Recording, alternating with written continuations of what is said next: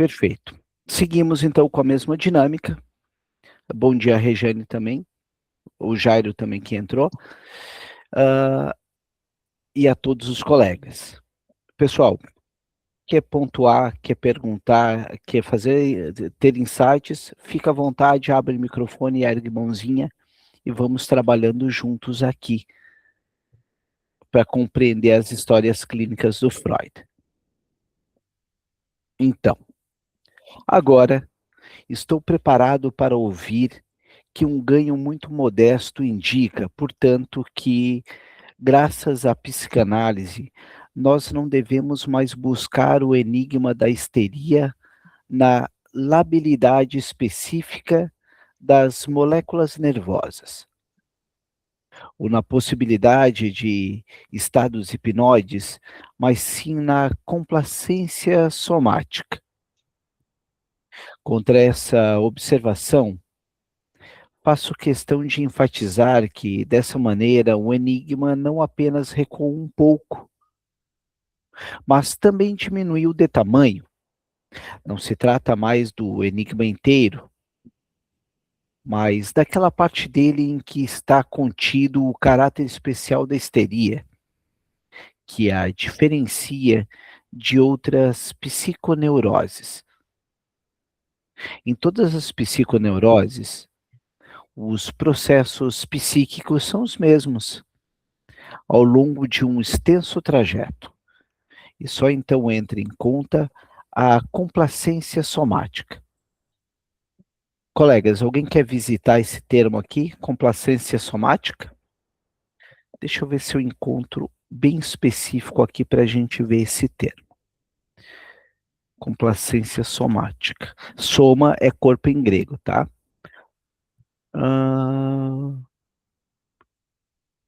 Aqui. Vamos ver o que é o conceito de complacência somática, segundo um artigo que eu estou vendo aqui da Cielo. É um conceito psicanalítico introduzido por Freud para explicar como o inconsciente utiliza o corpo ou um órgão específico para descarregar tensões ou expressões de um conflito psíquico. É o ponto de encontro onde uma predisposição orgânica facilita a manifestação de sintomas físicos sem uma causa médica aparente. Ou seja, o que a gente visitaria posteriormente como a psicossomática, tá? Então, complacência somática é isso.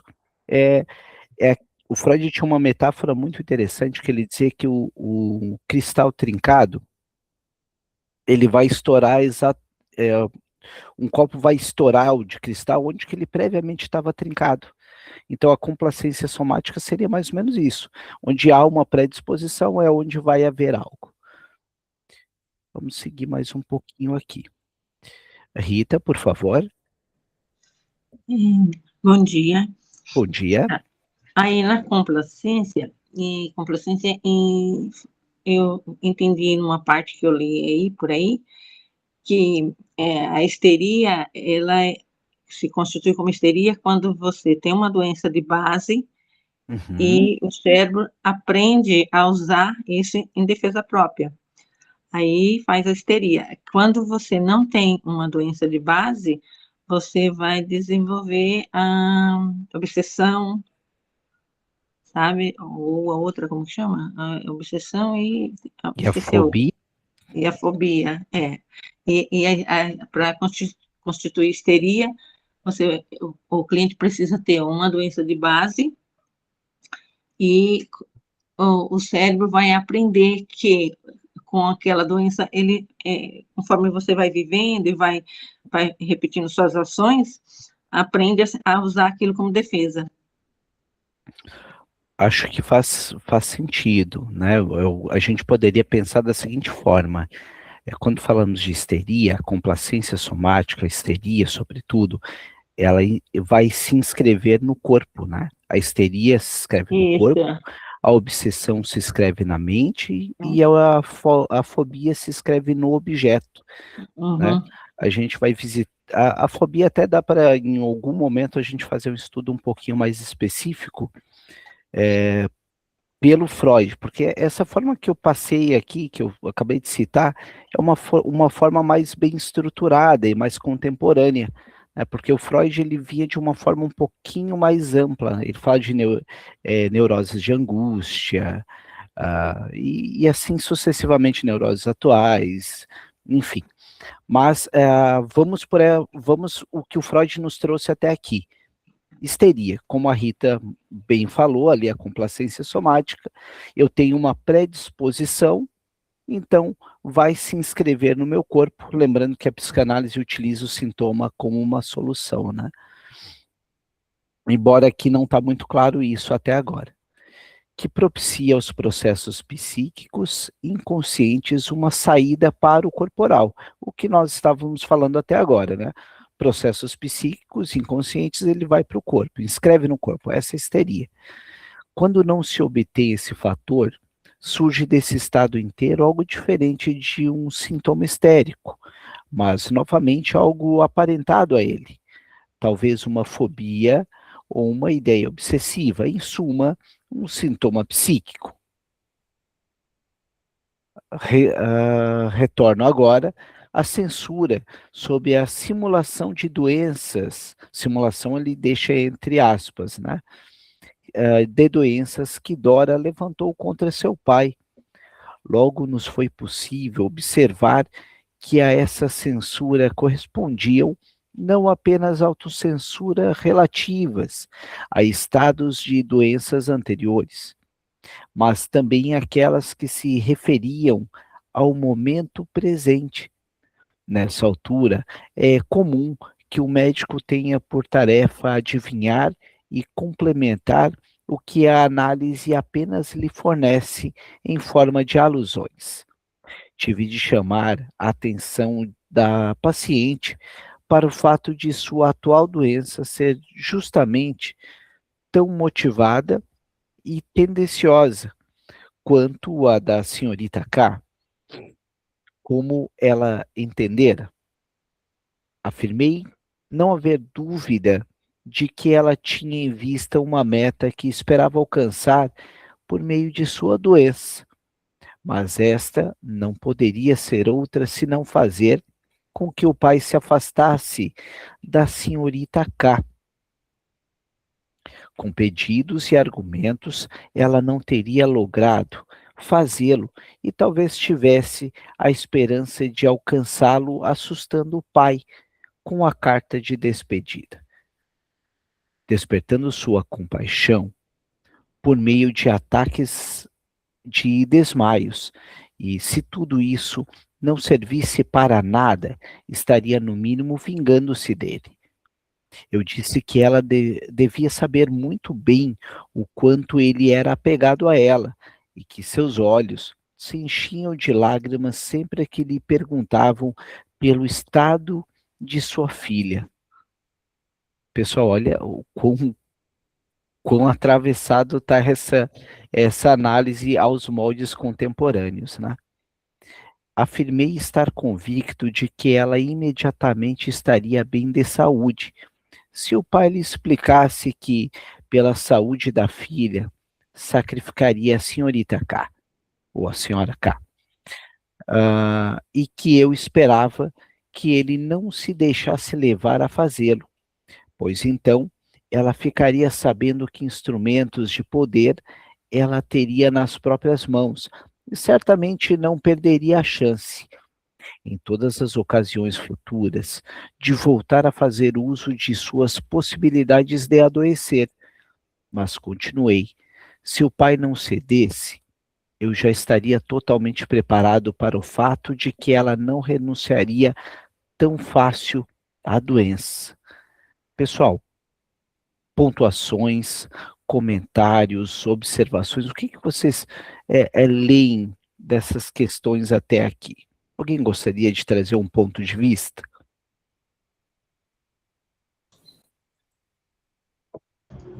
Por favor.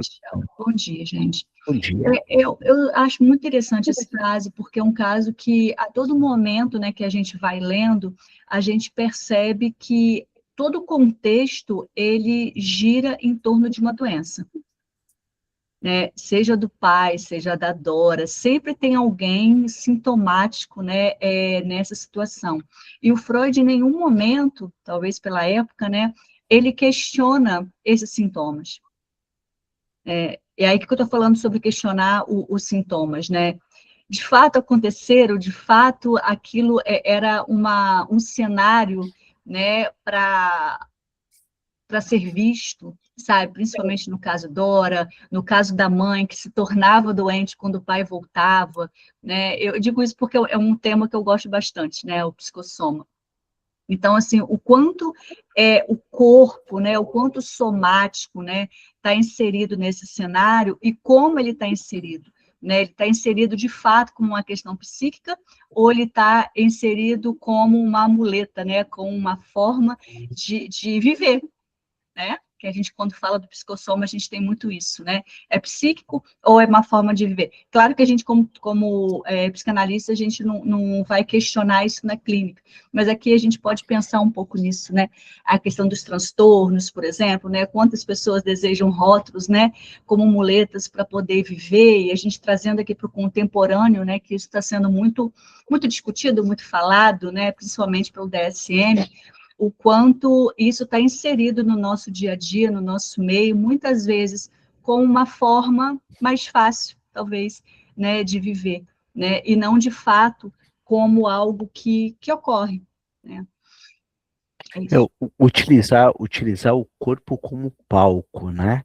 Quando faltam palavras, aí põe o corpo na cena, né? O Grodek, ele vinha muito com essa questão psicossomática, sobretudo que tu trouxeste aí, e o Eric Berne é um autor também muito interessante, e eu estava lendo o livro dele chamado Jogos da Vida, que na verdade está em inglês, mas traduzindo para o português é isso.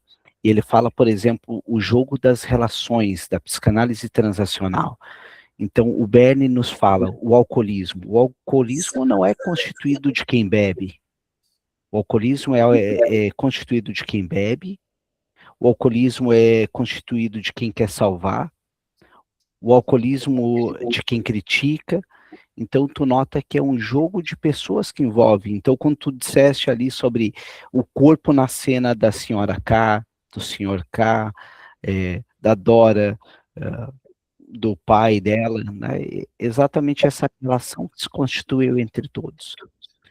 Enfim, mas é interessante isso que tu pontuou, principalmente enfatizando a psicossoma. Nilson, por favor. Então, bom dia, sou novo por aqui, primeira vez agora com vocês, espero participar mais vezes, estou até um tempo já para entrar e não tenho conseguido. Voltando a falar lá da histeria, o que eu já li sobre a histeria, até por conta do nome, eu não sou da área da saúde mental, mas trabalho na saúde há 40 anos e estou entrando na área da saúde mental agora. A curiosidade surgiu pelo nome, né, que histeria vem do útero. Aí tem aquela história toda da histeria, por que chama histeria, por que achavam que só as mulheres eram histéricas, tudo por conta do útero. Há muitos anos atrás, muitos anos, acreditavam-se que o útero, não sei se vocês já leram sobre isso, que acreditavam que o útero saía lá de baixo da pelve e subia, vinha na garganta sufocar a mulher. Isso é o que era acreditado. Que por isso ela ficava histérica, por conta do útero que se deslocava e vinha em cima sufocar, que ela tinha crise de falta de ar, de angústia. E com o tempo foi se estudando que o homem também tinha histeria. E o homem não tem útero. Então, no caso da complacência e a escolha do alvo, eu não vejo toda a sintomatologia apresentada na histeria como a escolha de um alvo, porque, na verdade, mexe com o corpo todo, né? Você recebe paciente na emergência que se contorce, que não respira, que desmaia, enfim, N apresentações chegam para a gente. E, às vezes, isso é tudo... No passado era tratado com uma certa grosseria, como um piti, porque brigou com o namorado, porque brigou com o pai. Ou seja, tem um problema por trás de tudo isso, um problema emocional. Essa pessoa está se expressando isso no corpo, que tem um problema emocional, que não importa que seja uma briga com o pai, com a mulher, com o filho, não importa o que seja. Existe um problema que tem que ser tratado. E não era visto dessa forma. Não, faz um diazepam e manda embora. Tipo isso. Era assim que funcionava. Isso tem mudado, não mudou muita coisa, mas tem mudado. E então, assim, e com relação à escolha do órgão-alvo, eu pensei muito aqui na psoríase. Psoríase é uma doença autoimune e existe uma fala, que eu não lembro de quem agora, que diz assim, quando a mente cala, o corpo fala. Isso é verdade, isso é real. O corpo fala através de quê? Da pele, que vai começar a descamar, que não vai tratar, se não tratar a mente junto com o corpo, não vai adiantar passar só o cremezinho na pele, porque não vai melhorar, porque a mente está bugada. Então, tem que ser o conjunto, o somatório de coisas.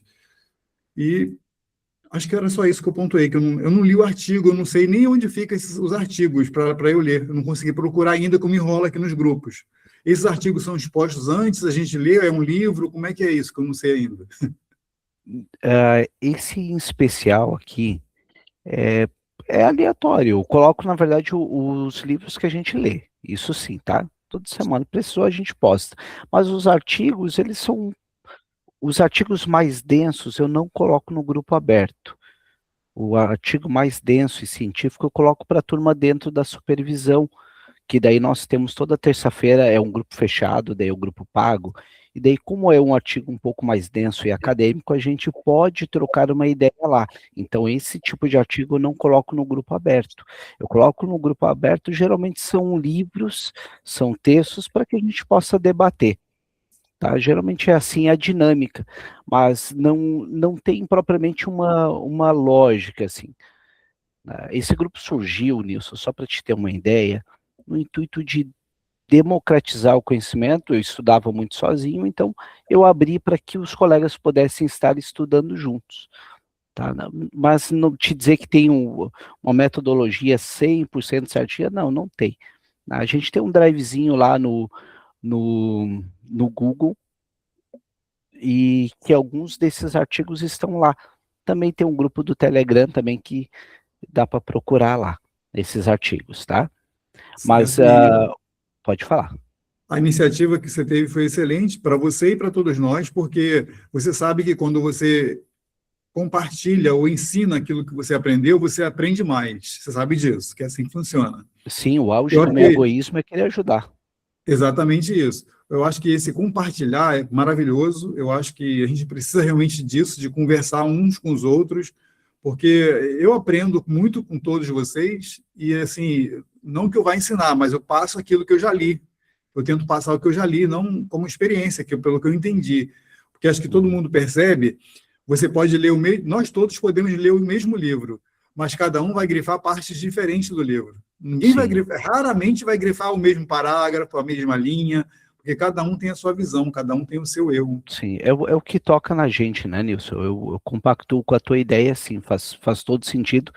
Né? Agradeço a tua pontuação ali, sobretudo da questão do útero. É legal lembrar, alguns colegas certamente não passaram por esse ponto. O Augusto pediu para não grifar os livros, ele faz parte de uma ONG que visa proteger os livros de serem grifados. Brincadeira isso da ONG, né, Augusto? Pode ficar tranquilo. Eu tô brincando, gente, mas é assim, teve um professor meu, muito, muito, muito bom de literatura, e ele falava assim, gente, não grifa livro, sabe por quê? Porque você vai ler de novo e vai entender outra coisa. Se você grifar, quando você chegar naquela parte, você já vai estar viciado, você vai olhar o teu grifo. Depois daquele dia, nunca mais eu grifei um livro. É bem legal, quando você para olhar e fala, putz, é verdade, né? A gente marca, a gente volta a ler. A gente olha só o que a gente marcou. Só vamos pensar uma coisa que é legal. Um dos exercícios mais fantásticos é tu ir num sebo e tu pegar um livro grifado por outra pessoa. Isso é muito legal, essa experiência, porque tu tá dialogando com uma outra pessoa. Acho que era se eu não estou equivocado, é o Mikhail Bakhtin que fala sobre isso, sobre você conversar no momento da leitura de um texto, né? Tu tá conversando com o escritor. E, sobretudo, quem marca um livro, e tu lê um livro marcado por outro, tu tá dialogando também com aquele que marcou, né? Mas, enfim, aí a gente já tá indo longe, né? Vamos voltar, que a Dora deve estar se sentindo sozinha aqui. Vamos voltar e ver como é que tá a Dora.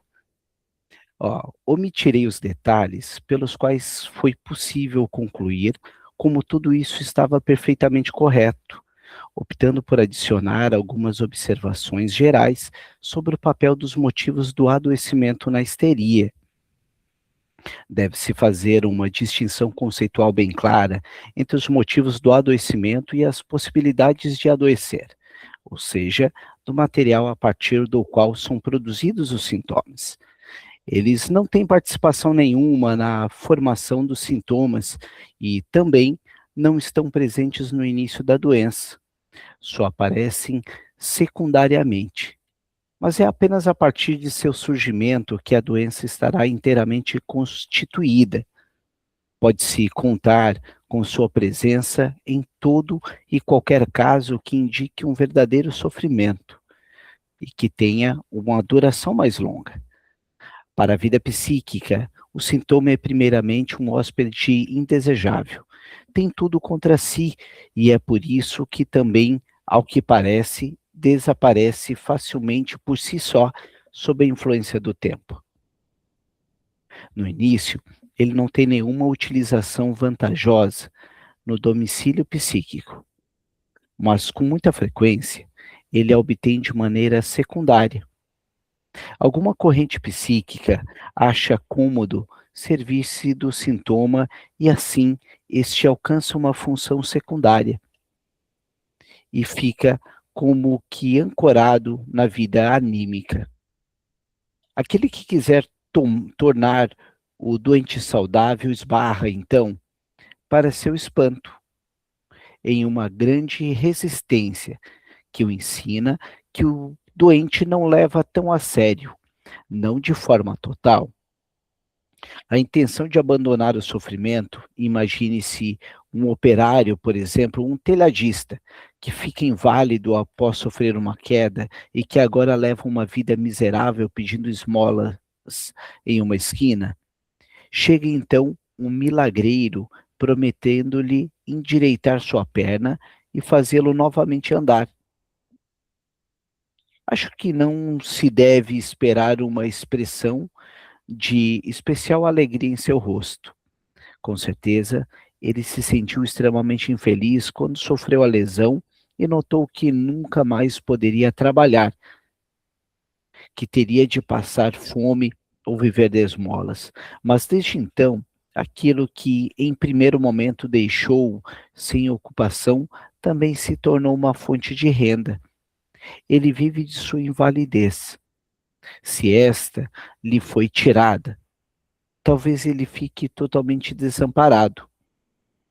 Nesse interim, já esqueceu seu ofício, perdeu seus hábitos de trabalho, acostumou-se ao ócio e talvez também à bebida. Pessoal, me parece que aqui o Freud começa a conjecturar sintomas primários e secundários. Vocês também ficaram com essa impressão?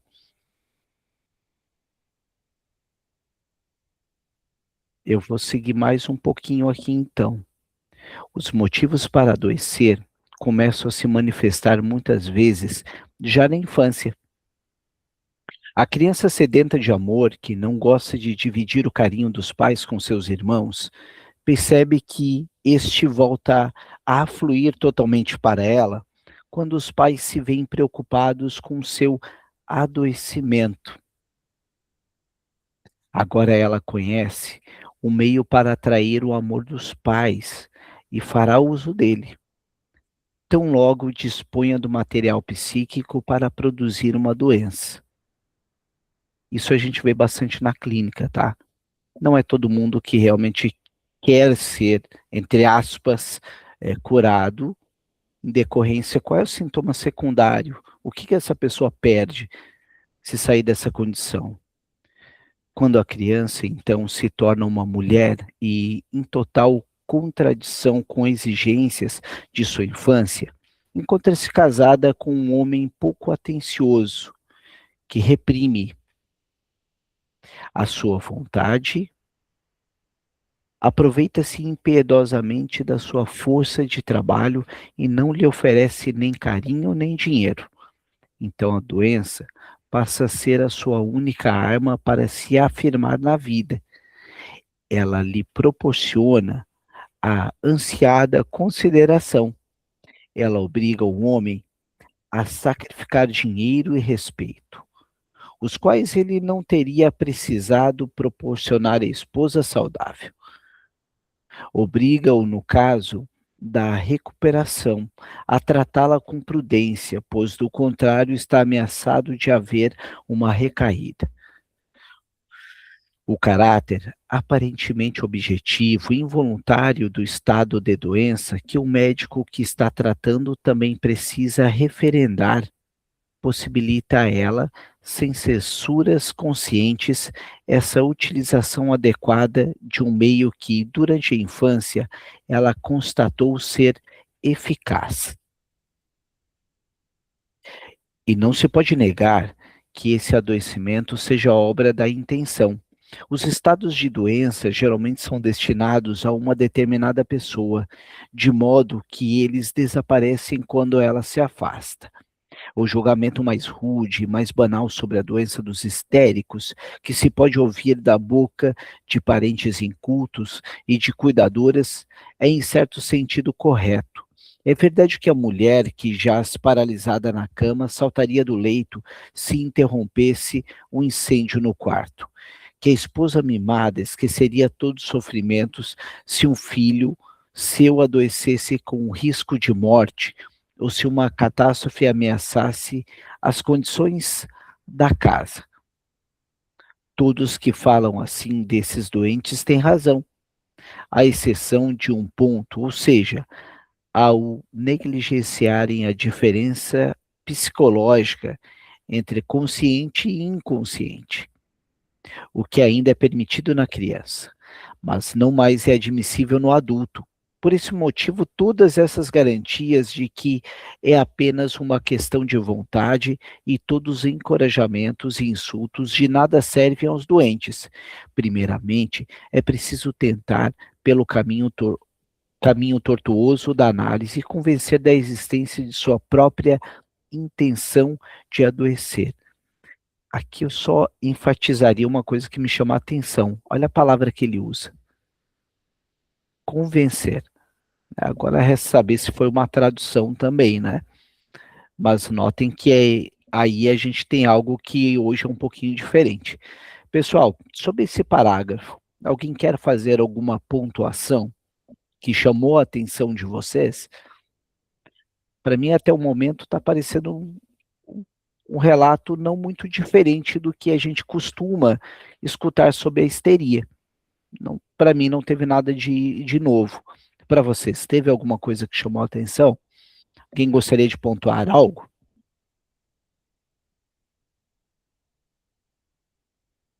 Não?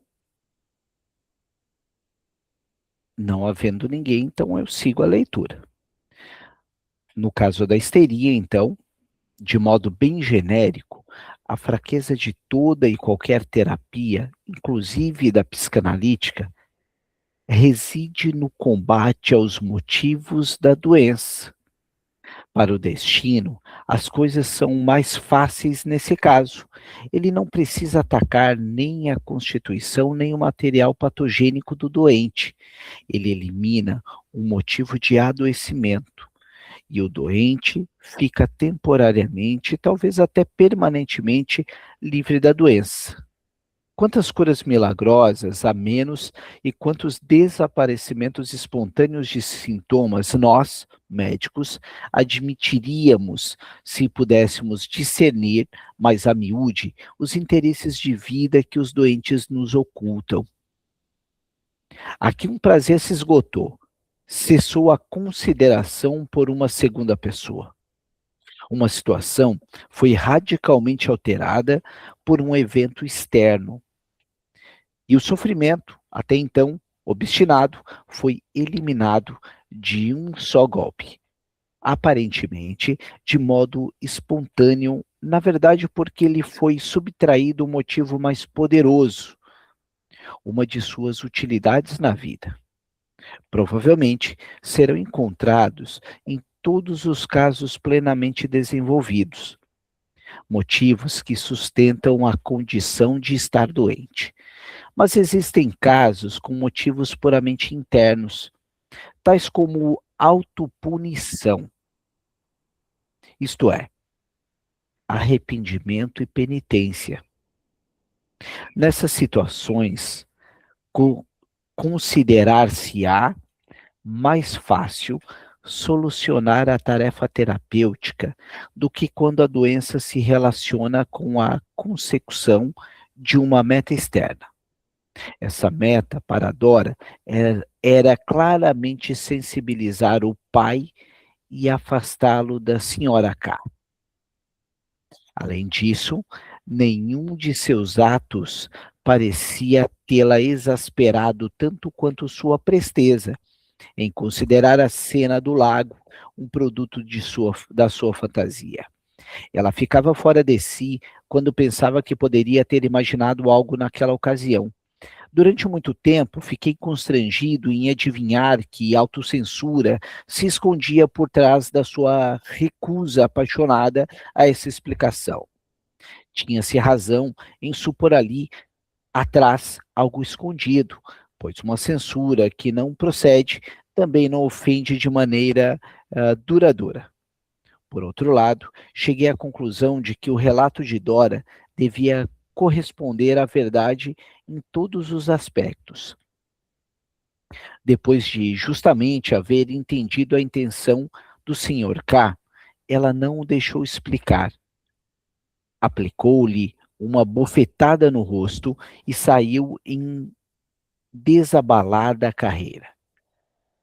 Seu comportamento deve então ter parecido tão incompreensível ao homem que ficara para trás quanto a nós, pois com base em inúmeros pequenos indícios, ele tivera de concluir: havia muito tempo estar certo da inclinação da moça.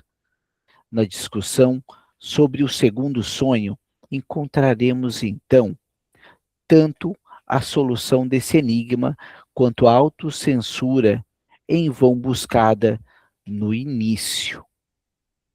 Pessoal, alguém quer falar sobre autocensura?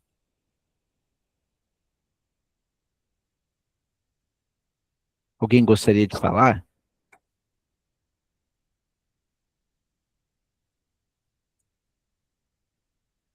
Não? Parece que está bem, bem tranquilo aqui o texto para todo mundo, então. Quando as acusações... Esse silêncio é nosso, esse silêncio nosso é autocensura? Tiago, parto do pressuposto que sim, né? Acredito que o pessoal tá receoso, se autocensurando. Faz sentido a tua pontuação.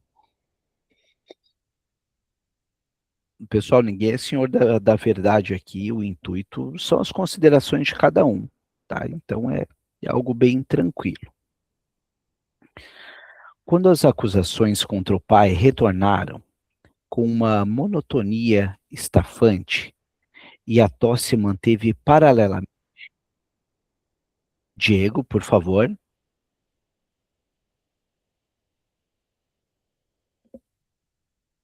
Eu acho que está fechado o microfone. Diego. Desculpa, eu errei aqui, não apertei o botão errado. Mas, assim, eu não sabia falar o que era autocensura, né? Então, eu dei uma pesquisada aqui até para falar o que era, né? Eu vi que era um ato de modificar ou omitir o próprio discurso, né? Será que a Dora, ela estava nessa questão, tendo esses sintomas porque ela estava inconscientemente omitindo os próprios discursos dela? Ou modificando? O que tu acha? Então, porque ela estava voltando, né? Ela estava tendo esses sintomas, essa histeria, né? Esses sintomas todos que estavam sendo causados com ela. E nesse caso dela tá acusando o Sr. K, né? Falando essas coisas do Sr. K. Ela estava achando que aquilo era coisa da cabeça dela, pelo que ela estava falando dessa autocensura. Olha, vamos aqui é interessante a gente pensar tá vindo para mim a seguinte questão aqui na minha cabeça sobre autocensura. Para mim, tá? Quando alguém fala de autocensura, para mim lembra muito a questão de repressão, no sentido de se reprimir. Então, numa autocensura, no sentido, eu não vou falar isso, e talvez possa até ser inconsciente. Então, parto do pressuposto da autocensura dela, seja ela não. Até mesmo porque para ela falar muita coisa para o Freud é meio complicado, porque me parece que não havia muita transferência entre os dois, Diego. Me parece que não vejo ela com uma relação muito aberta ali. Até o Freud, o quanto ele fala, me parece protegendo o pai dela, ele usando palavras como convencendo a Dora. Me parece, aqui eu estou sendo meio passional na forma que eu estou te falando, mas me parece que não tinha bem uma análise ali. Será que ela estava sendo forçada a fazer essa análise? E agora? Não sei te dizer. Não sei te dizer, mas que ela estava, como o Thiago falou, omitindo muitas coisas ali, isso eu não tenho a menor dúvida. Até porque se a gente vê a forma como ela se portava ali, o que vocês acham? Os demais colegas aqui. Né? Se não tinha transferência, aparentemente parecia que ela estava sendo forçada a fazer essa análise, né? O pai estava querendo que ela fizesse, né? Essa análise. Pode ser, pelo menos ele colocava ela ali, talvez no intuito de o Freud querer convencer, né? Rita, por favor. Lê esse pedacinho aí, novamente, que eu me perdi aqui no texto. Eu estava procurando aqui para mim ler, para ver se eu falava alguma coisa, mas eu me perdi. Tá, a gente estava aqui, ó, Rita. Eu vou voltar um pouquinho aqui, tá? Uhum. Ó, aqui, ó.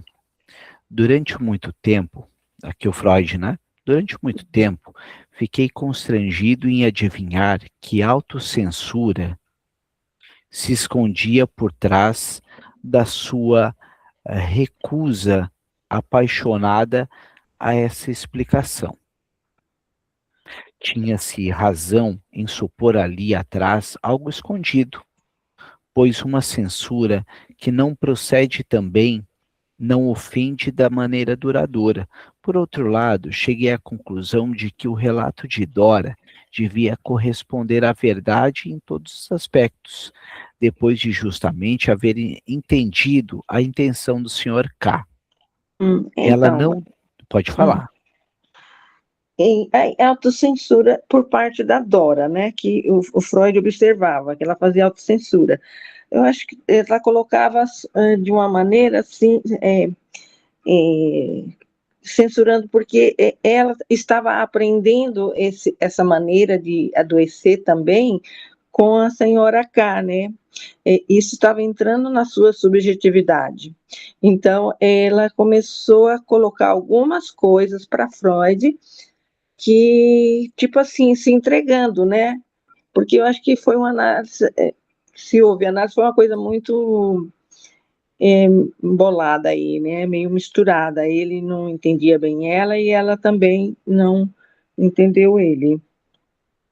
Mas a censura que ele observa é ela fazendo autocensura a ela mesma, porque ela repetia o que os adultos faziam, né? Ela também fazia as mesmas coisas, né? Como o pai namorava escondido, ela era cúmplice, então ela estava envolvida naquela história. Então ela censurava ela mesma. O que eu estou fazendo? Aqui tem um ponto interessante, ó, pessoal. Por outro lado, cheguei à conclusão de que o relato de Dora devia corresponder à verdade em todos os aspectos, depois de justamente haver entendido a intenção do Sr. K. Ela não deixou explicar. Aplicou-lhe uma bofetada no rosto e saiu. Seu comportamento deve, então, ter parecido tão incompreensível para o homem que ficara para trás. Quanto a nós, pois com base em inúmeros pequenos indícios, ele tivera de concluir, havia muito tempo, estar da inclinação da moça, na discussão sobre o segundo sonho, encontraremos então tanto a solução desse enigma, quanto a autocensura em vão buscada no início.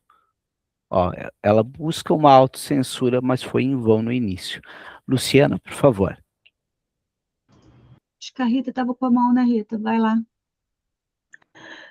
Não, É que ela não tinha baixado. fiquei com a mão, vou abaixar. Pode falar. Não, é porque assim, aqui a autocensura, para mim, eu até fui olhar ali um pouco mais bem lá na frente, ele está falando do segundo sonho. Então a gente vai desvendar essa autocensura, que ele tem certeza que ela se autocensurou, ou seja, né, ela simplesmente deixou de falar por conta do que vai acontecer quando ela conta o segundo sonho. Né? E o segundo sonho, spoiler aqui para Freud, acaba demonstrando, de fato, que ela, na verdade, desejava ali o senhor K na parte do lago. Isso vai ser revelado ali no segundo sonho, de acordo com a interpretação do Freud. Então, eu acho que quando Freud fala aqui de autocensura, é porque ele já sabe, né, do que aconteceu com o sonho, e ele está dizendo, então, de fato, ela se autocensurou, ou seja, ela deixou de falar o que realmente ela sentiu. E ele, na verdade, tem essa certeza por conta do sonho que ela conta. Ou seja, né, a autocensura no sentido ela se reprimiu para não externar os pensamentos aí que ela tinha pelo Sr. K também. Né? Segundo Freud.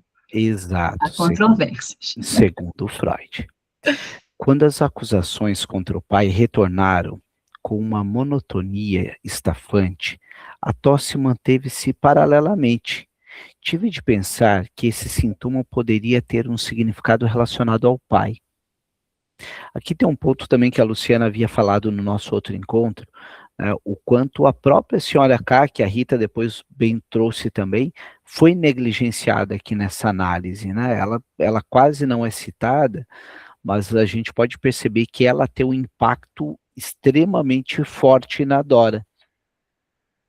Além disso, as exigências que estou acostumado a fazer à explicação de um sintoma estavam longe de ser satisfeitas. Conforme uma regra que eu sempre vi conformar-se, mas que ainda não tive a coragem de formular como uma proposição geral. Um sintoma significa uma figuração, realização de uma fantasia com conteúdo sexual. Portanto, uma situação sexual. Seria melhor eu dizer que pelo menos um dos significados de um sintoma corresponde à representação de uma fantasia sexual, ao passo que para outros significados não existe essa restrição de conteúdo. O fato de um sintoma ter mais de um significado, de servir simultaneamente à figuração de vários cursos de pensamentos inconscientes, é algo que se aprende logo, quando se empreende o trabalho psicanalítico. Ainda gostaria de acrescentar que, segundo minhas estimativas, um único curso de pensamento inconsciente ou fantasia dificilmente bastará para a produção de um sintoma. Não demorou muito e surgiu a oportunidade de atribuir à tosse nervosa uma interpretação como essa com base em uma situação sexual fantasiada. Quando ela voltou a frisar que a senhora K amava o papai apenas porque ele era um homem de posses, notei, a partir de certas circunstâncias secundárias, de sua expressão, as quais aqui omitirei, assim como a maioria dos aspectos puramente técnicos do trabalho analítico, que por detrás daquela frase se escondia seu oposto. O pai era um homem sem posses e impotente.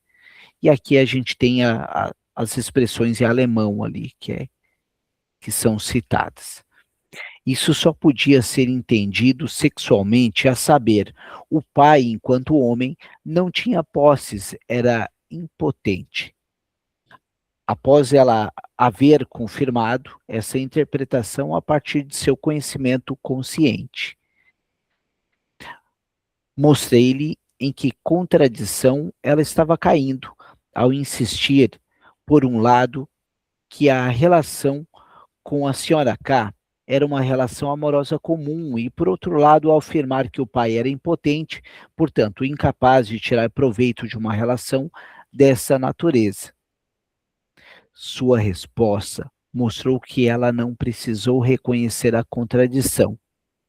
Disse que sabia muito bem que havia mais de uma maneira de satisfação sexual.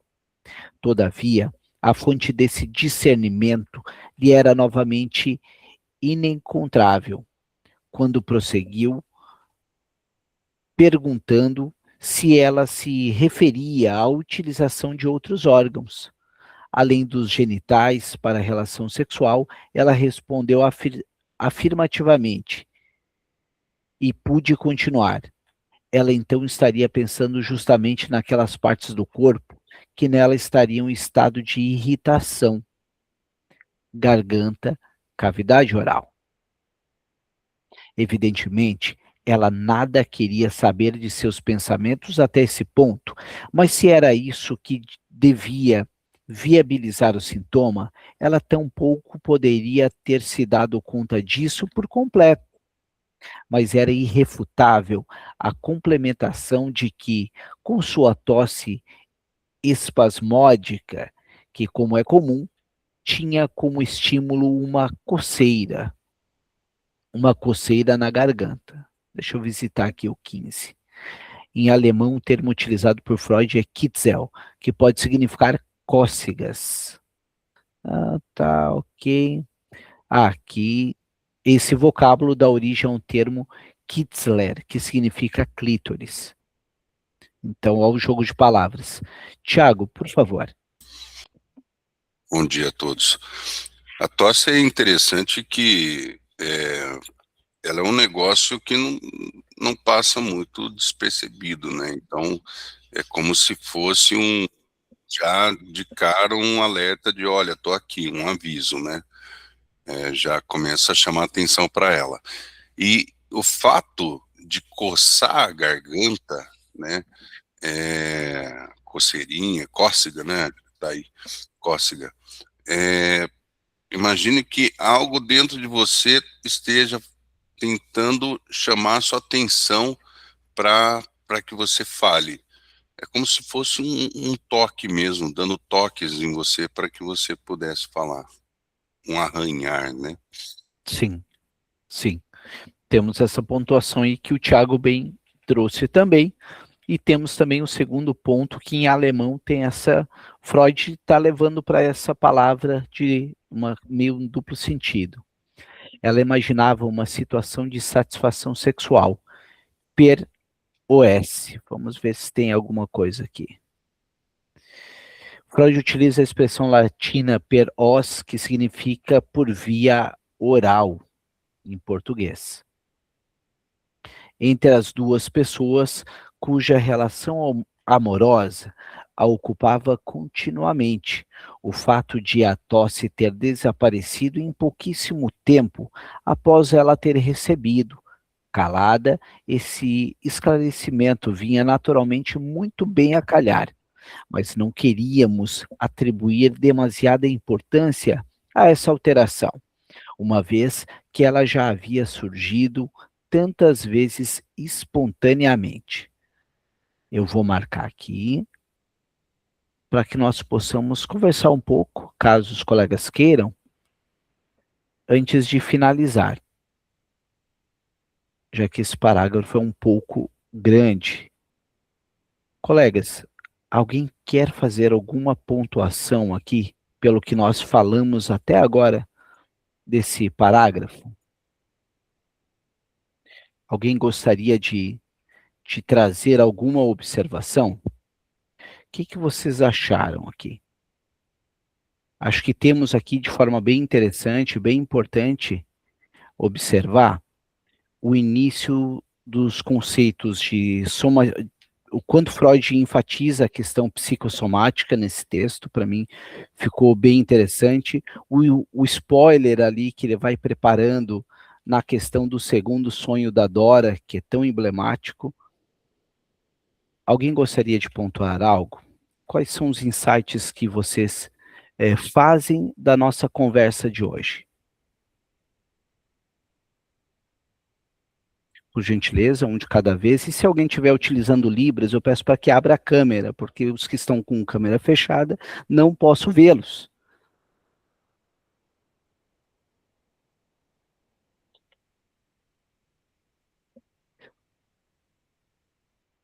Eu estou resumindo aqui o Eu acho que a trecho. autocensura está funcionando hoje. Autocensura, e eu substituo, inclusive, o U pelo L, né? Com caps lock ativado. Augusto, por Eu obséquio. tenho essa parte do trecho, a minha leitura é bem contaminada pela análise contemporânea, né? Não tem jeito. Eu acabei concordando com Lacan e com outros críticos do caso Dora com relação à percepção do Freud, né? De que ele se focou tanto em um lugar, se focou tanto em que existia esse desejo da Dora pelo Sr. K, que ele passa despercebido, né? Ele não olha para o fato de que talvez o afeto, o desejo da Dora estivesse na Sra. K, né? E uma das leituras, aí é o que eu falo, está contaminada por essa análise mais contemporânea, é exatamente essa parte, onde ela deixa bem claro que existem outras formas de prazer que não seja através da penetração. E uma das leituras é isso, tá vendo? Ela está chamando a atenção que ela pode dar prazer para a Sra. K. Ela tem condições plenas de dar prazer à Sra. K. Mas isso é o que eu falo, é uma leitura contaminada pelas leituras atuais. Se a gente voltar para a leitura só de Freud, a conclusão dele na época era perfeita. Tá vendo? Aqui, ó, você está tossindo porque você imagina que é o que o seu pai esteja fazendo, né? Você sente essa excitação e você tosse. Então, dentro do que o Freud tinha na época e da forma como ele estava analisando, não há muito questionamento. Se a gente trazer para os dias atuais, para as leituras pós-Lacan, né, vamos falar assim, ou até mesmo algumas autoras antes de Lacan, você vê que tem esse lugar, tipo, será que ele não olhou, não dava? É como se a escuta do Freud estivesse contaminada, né? Ele tivesse com uma escuta muito direcionada para um lado só. E isso vale como um aviso para a gente na clínica atual, né, de prestar atenção. Perfeito, perfeito. Acho que esses pontos que tu trouxe são extremamente relevantes, tá? Bem, bem relevantes mesmo. E daí, Augusto, compactuando ali, enfatizando um pouquinho mais o que tu trouxeste, eu preparei aqui, só do trecho que foi lido hoje, alguns pontos centrais, né? Complacência somática e histeria. Freud argumenta que a psicanálise não eliminou o enigma da histeria, apenas reduziu. O que diferencia das demais psiconeuroses é justamente a complacência somática, a disposição do corpo em dar saída aos conflitos psíquicos. Então, a gente viu hoje complacência somática, na questão no corpo, se inscrever no corpo, típico da histeria. Vimos aqui motivos de adoecimento. O Freud ele começa a distinguir entre o material que produz os sintomas e os motivos que sustentam a doença. O motivo aparece secundariamente, mas são cruciais. O sintoma inicialmente indesejado torna-se funcional, uma arma, um instrumento. Enfim, aqui a gente está vendo sobre o sintoma secundário, né, o benefício secundário do sintoma. Benefício secundário. Né, o sintoma tem o seu benefício primário e secundário. O primário é a solução, o secundário é manter a pessoa naquela condição. Dora e o seu pai, doença da Dora é lida como intencional, ainda que inconscientemente ela visa afastar o pai da senhora K. Isso é bem enfatizado. O Augusto nos trouxe um outro ponto de vista atravessado por um viés mais contemporâneo, inclusive uma leitura lacaniana também muito pertinente. A tosse como sintoma sexual, né, uma tosse nervosa interpretada como uma encenação fantasiada de uma relação sexual oral entre o pai e a senhora K, o que faz sentido diante da suposta impotência do pai. a tosse desaparece após a interpretação. Isso que é pontuado. Enfim, então são alguns pontos que são falados aqui. Rita, por favor. A gente observa, assim, esses sintomas secundários, é muito frequente, né? A pessoa, às vezes, ela provoca um acidente no emprego para não ser mandada embora, né? Porque vai para o seguro e dá uma enrolada ali no tempo. Outros, às vezes, já vitimizado, aí teve um acidente de trabalho e usa aquilo para... ele poderia até em outra função, mas ele utiliza aquele problema que ele adquiriu ali no trabalho para viver, né? Aí vai pedir, sair pedindo, né? Fica dependente de alguém e não supera. Porque é bem diferente as pessoas, né? Às vezes um corta um dedo assim, um pouquinho, fica 15 dias com o dedinho levantado, porque não pode fazer nada, porque machucou. Aí tem o outro, não, que o médico cobra, ele chega em casa, tira tudo e vai fazer o trabalho, né? Isso depende de como cada um está vivendo a vida. Na linguagem lacaniana, Rita, a gente vai dizer o seguinte, né? A gente vai dizer qual é o uso da linguagem que esse sujeito vai fazer. Né? Como que ele vai se inscrever. Né? E algumas outras abordagens, de que forma que ele angaria o olhar do outro. Né, através de uma doença, através de um vitimismo, ou enfim, tantas outras formas. Pessoal, fechamos por hoje então. Obrigado pela parceria de todos. Rita, obrigado pelas pontuações também. Né, a Luciana, o Nilson também. O pessoal que se comunicou através de Libras, mesmo com a câmera fechada. Obrigado por todos. E assim a gente vai aprendendo juntos. Amanhã a gente tem o encontro do Winnicott, também o mesmo horário. Quem quiser participar vai estar aberto. Quem quiser participar da supervisão daí à noite, daí é uma outra história, me chama no particular. Tá bom? Então, excelente semana a todos, bons estudos e fechamos por hoje.